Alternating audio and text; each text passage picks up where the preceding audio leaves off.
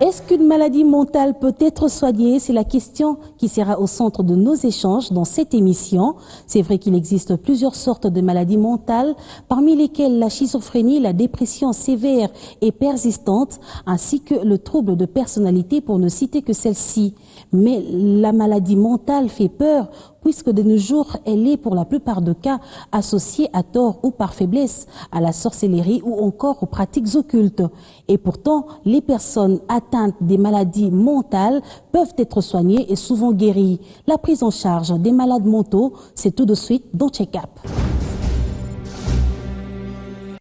Depuis la conception, le cerveau humain oriente, préserve et donne les ordres.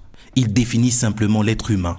Cette tâche est rendue possible grâce à un réseau neuronal qui surveille la moindre partie du corps. C'est-à-dire que près de 100 milliards de cellules envoient des millions de signaux électriques et chimiques permettant à l'être humain de penser, d'agir, de sentir, de vouloir ou de se souvenir. Ce qui traduit le comportement, disons le mental de chaque individu, selon qu'il ait toutes ses capacités ou qu'il ait une certaine déficience dans le fonctionnement de son cerveau. Qu'à cela ne tienne, dans sa quête d'équilibre au niveau du rapport avec les autres ou avec son environnement, l'être humain est exposé à plusieurs facteurs pouvant affecter sa santé mentale. C'est le cas de ces personnes qui ont subi des traumatismes et des grands chocs parfois émotionnels causés notamment par des violences ou abus sous leurs diverses facettes, par la perte de membres de leur famille et surtout par la mauvaise gestion de stress.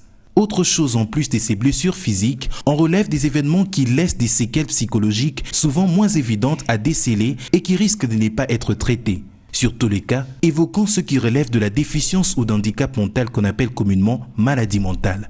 Le premier ne sont pas traitables, mais les deuxièmes sont le plus souvent diagnostiqués durant l'enfance, s'expliquent par des anomalies génétiques et chromosomiques, par l'exposition intra-utérine à des substances toxiques telles que les drogues ou des médicaments, par des infections, par des traumatismes ou accidents et parfois par la malnutrition. Les causes ne sont pas toujours évidentes et soulignons qu'on peut vivre avec un handicap mental et jouir d'une resplendissante santé mentale. Malheureusement, les discriminations et les grands stigmatisants qui nuisent à sa santé sont souvent la loi de la personne handicapée. Ces troubles constituent de nos jours de problèmes majeurs de santé publique. De ce fait, les OMD ayant pris les dessus sur les priorités nationales en matière de santé, les experts soulignent qu'investir dans le traitement de maladies mentales en Afrique favoriserait le développement sur tous les continents. Les recherches démontrent que le pays à revenus faibles ou intermédiaires peuvent offrir des services de santé mentale efficaces à moindre coût grâce à des stratégies facilitant par exemple les procédures de détection et des diagnostics ou en ayant recours à des travailleurs de la santé non spécialisés et en intégrant le soin de santé mentale dans les systèmes de santé primaires.